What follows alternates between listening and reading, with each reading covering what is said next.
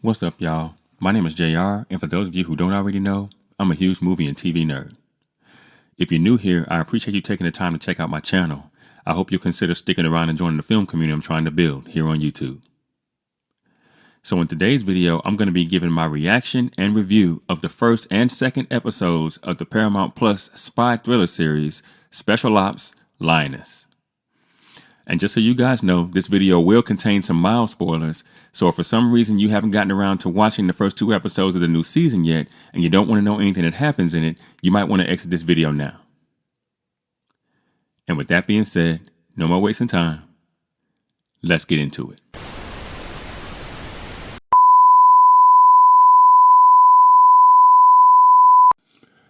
Lioness, also known as Special Ops: Lioness, is an American-made spy thriller television series created by Taylor Sheridan that premiered originally on July 23rd of 2023 on Paramount Plus. And the series follows Joe, who leads undercover CIA operations on the War on Terror by enlisting female operatives that are known as Lionesses. Now, in May of 2024, the series was renewed for a second season, which premiered on Paramount Plus on October 27th of this year. The series stars Zoe Saldana as Joe, a CIA clandestine intelligence officer in charge of the Lioness program in the field. Genesis Rodriguez as Captain Josefina Carrillo, a U.S. Army Apache pilot recruited into the Lioness program due to her family connection to the Mexican cartel that kidnapped an American congresswoman. Dave Annable as Neil, Joe's husband and a pediatric surgeon. Jill Wagner as Bobby, team leader for the Lioness program's QRF. LaMonica Garrett as Tucker, QRF member. James Jordan as Two Cups, QRF member. Austin Herbert as Randy, QRF member. Jonah Wharton as Tex, QRF member. Hannah Love Lanier as Kate, the teenage daughter of Joe and Neil. That's the oldest. Nicole Kidman as Caitlin Meade, a high-ranking CIA official in the Lioness program and Joe's boss. Morgan Freeman as U.S. Secretary of State Edwin Mullins. And Thad Luckenbill as Kyle, a CIA officer and Joe's colleague. Michael Kelly as Byron Westfield, the CIA Deputy Director and Caitlin's supervisor.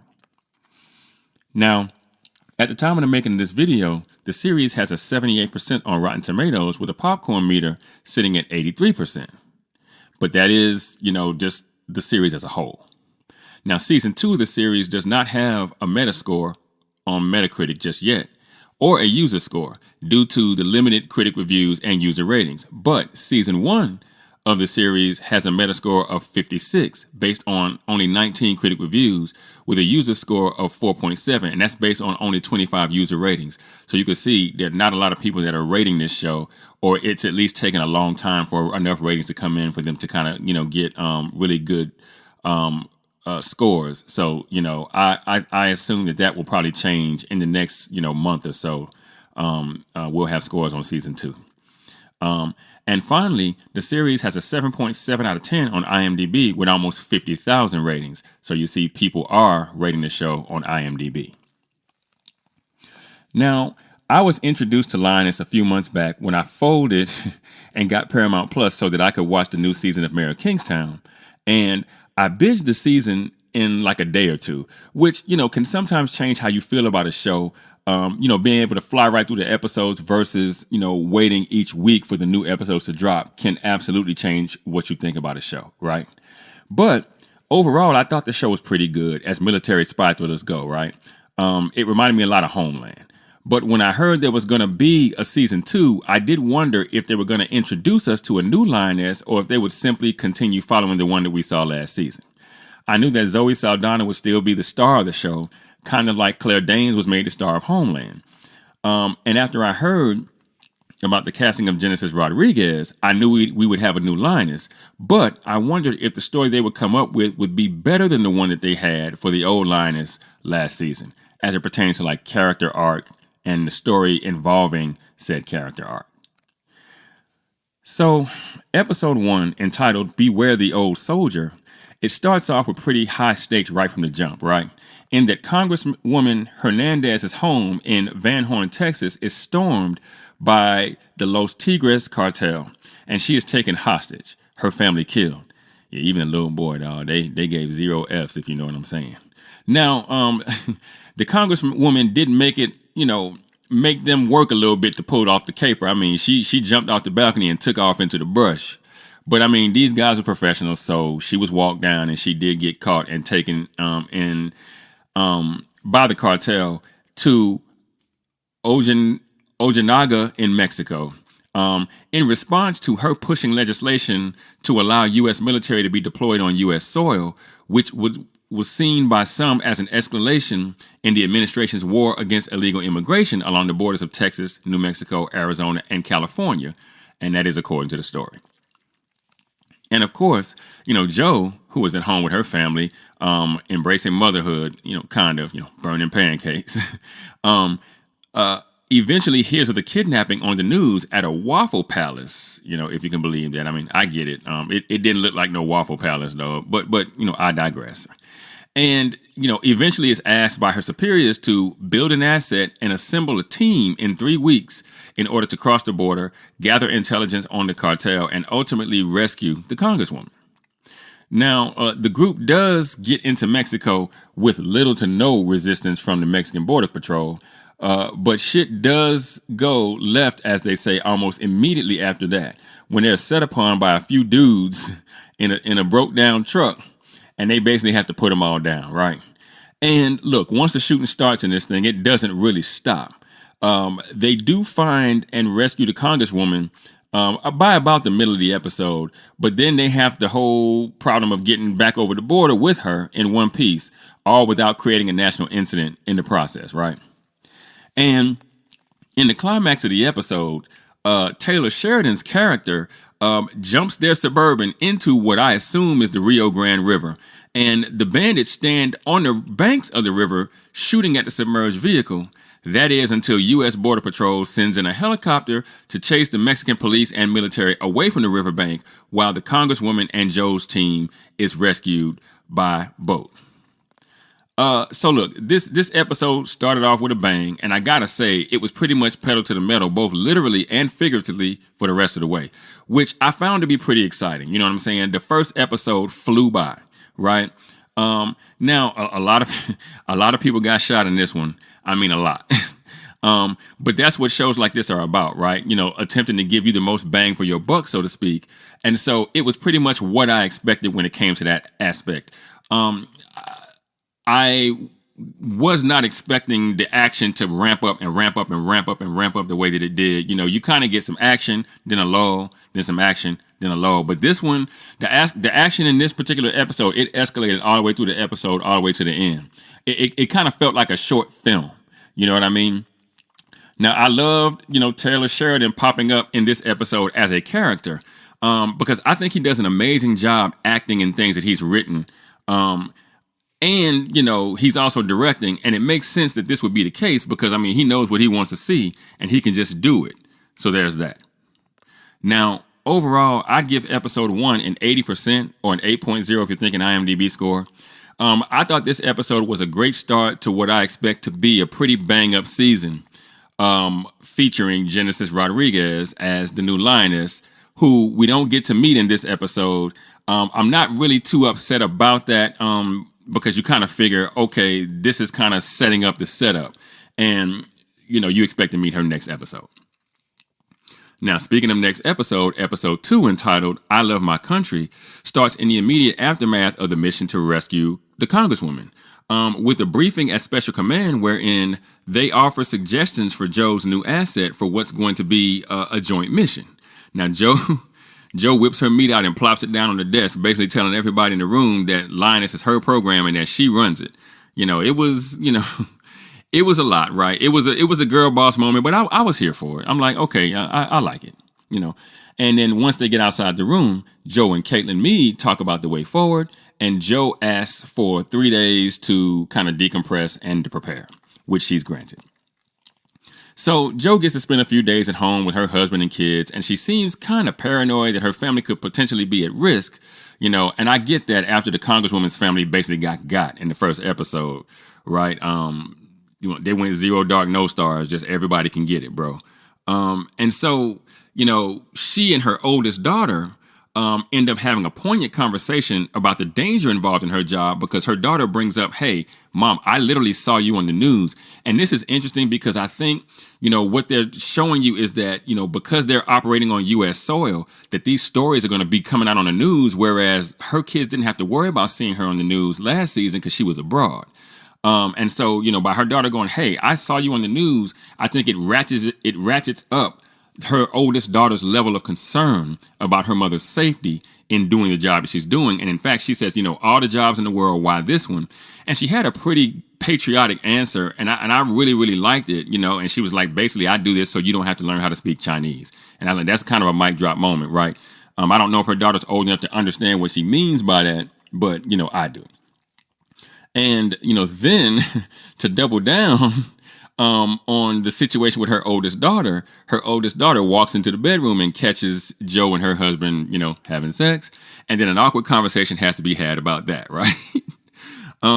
But, when she finally has to leave again, her oldest breaks down and kind of has to be comforted by her little sister, which I thought was really kind of a sweet kind of moment because you would expect the little kid to be the one kind of crying and going on. But I assume the little kid doesn't know enough about what their mom does yet to really be like, super duper afraid. She just knows, okay, mom's going away for a while, but she always comes back. It'll be all good. But I think the oldest daughter knows, like, nah, this could go left and we might never see her again. You just, can't take these things for granted. So, I mean, the time spent at home, I thought was utilized in this particular episode.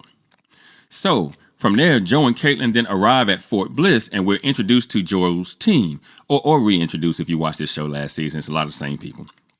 And we see that they're going to be sleeping in and showering and what they're going to be eating. So basically the digs is trash, you feel me? But I mean, it's the military and it's like, what I'm saying? Hey, you just got to do what you got to do, right?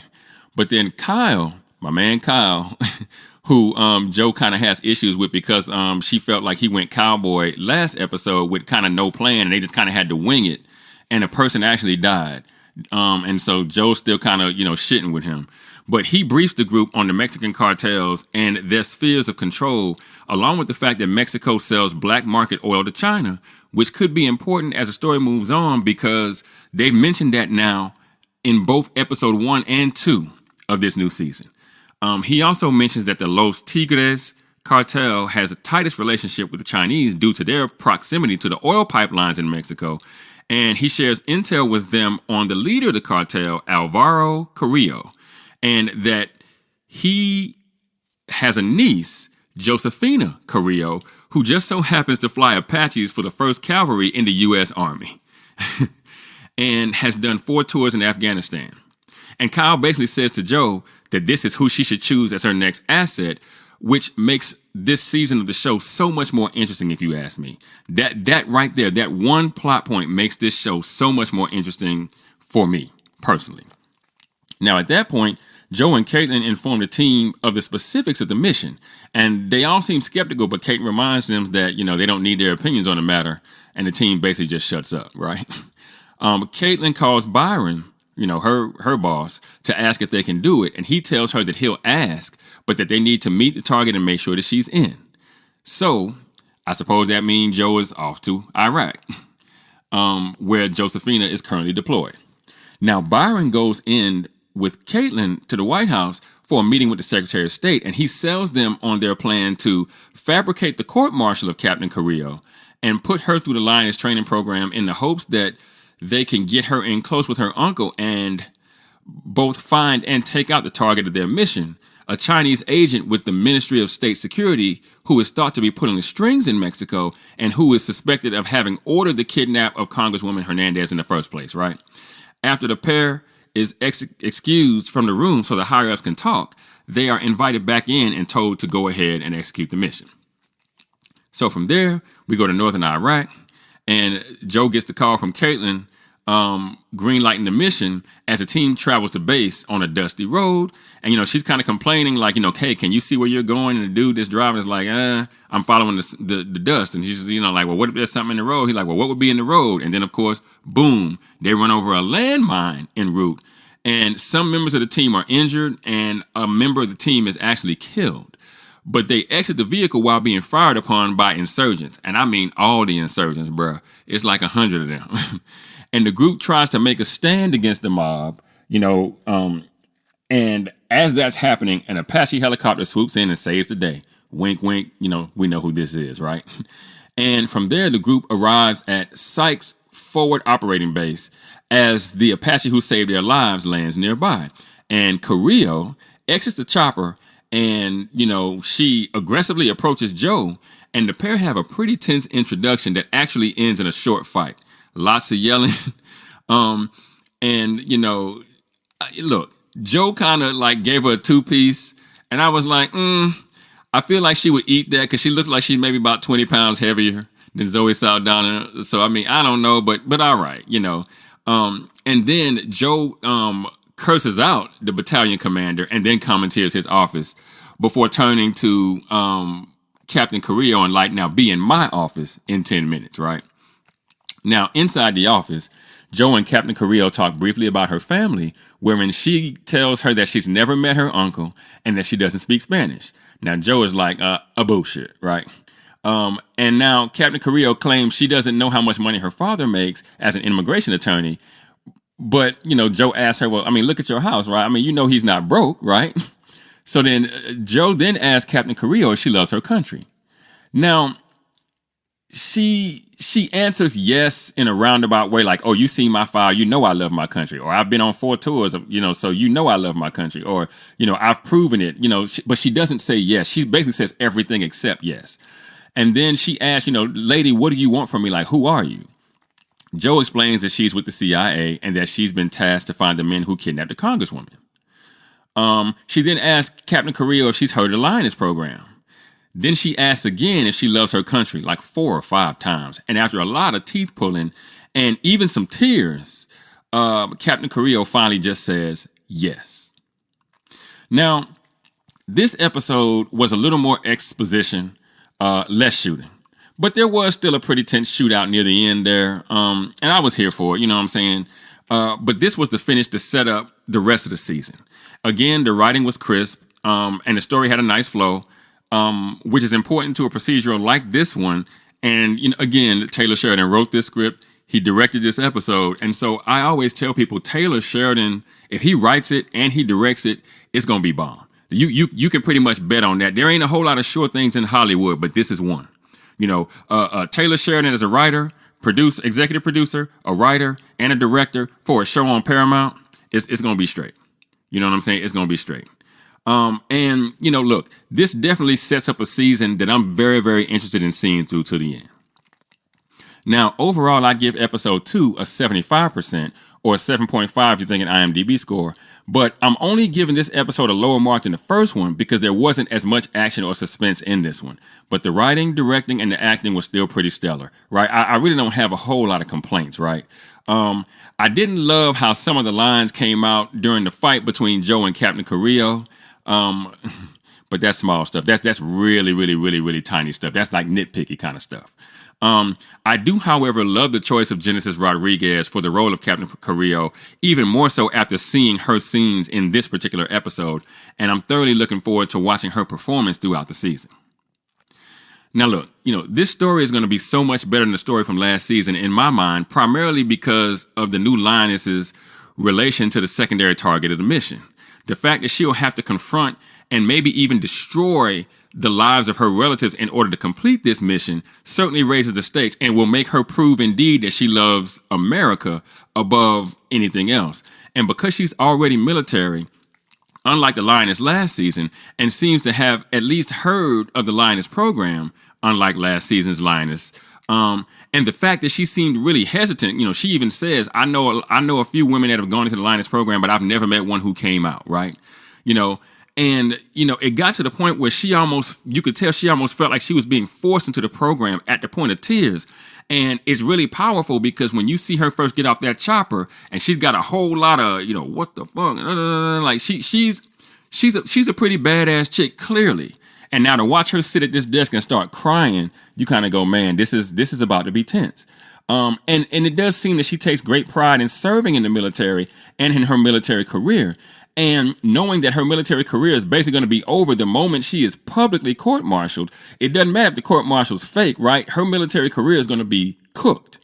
Once that hits the news and everything like that, she's done. And that's going to make the journey one that I feel will be more deeply personal, because her sacrifice will be so much greater than the asset from last season. I don't want to diminish what the asset from last season had to do, but I mean, there's basically going to be some cheese on the taco in this season. So in that, I feel like Sheridan has found a new creative way to up the ante. And I also love that Taylor Sheridan wrote and directed these 2 episodes. I keep telling you guys, which is why both the writing and the overall look at the episodes felt exceptionally smooth. Taylor Sheridan always does amazing work, and in fact, he's starting to become one of my favorite TV writers / directors. Now, that said, he has a nasty habit of starting these projects off in grand fashion, getting them to a really, really, really great spot. And then they tend to regress as the season goes on because he stops writing the scripts and stops directing the episodes. And then you start going, well, what's going on with the writing? What's going on? And the episodes are just not as good. So, I'm not quite sure how many of the episodes he wrote this season, but I think that episode 2 is the last one he directs. So we'll have to see what we're working with once we get about midway through this bad boy. You know what I'm saying? But again, as executive producer, Taylor continues to prove that he can make good TV, and Paramount certainly seems to think so. Now, Zoe Saldana did Zoe Saldana things here in the first 2 episodes of this new season, as she did in the season that came before. And look, I think she's been doing action movies for as long as I can remember and has gotten pretty good at it, in my opinion. So, I mean, she's more than proven to me that she's got the right stuff where roles like this are concerned. And I would watch almost anything she did that was action related. Just keeping it a stack, right? In addition, again, I love the choice of Genesis Rodriguez for the role of Captain Carrillo, as the new season's Lioness. Especially after seeing her scenes in the episode. Again, like I said, the role really looks good on her. Because, in fact, I was looking at some past photos of her, maybe about a couple years ago, and she was, slimmer and everything. She's a little stockier, she, went and worked out, lifted weights and stuff like that. So the role looks really, really, really good on her. I love it when actors go the extra mile to kind of prepare themselves for a role so that they look the part and everything like that. I think that's the difference between great actors and good actors. You know what I mean? Look, I'm just thoroughly looking forward to her performance in this season. But what do you guys think? Have you seen the first 2 episodes of Lioness yet? If you have, what do you think so far? Let me know in the comments. And for those of you that might be new to the channel, be sure to like and share this video. If you really like the content, be sure to subscribe and hit that notification bell. That way you'll be notified whenever I drop a new video. You can also support the channel by leaving a super thanks. If you should be so inclined, I'd really appreciate it. Also, be sure to go and check out themaskscreenwriter.com for more television and film reviews and info on my upcoming film projects. And with that, I'm going to go ahead and get out of here. I got screenplays to write. And I'll catch y'all on the next video.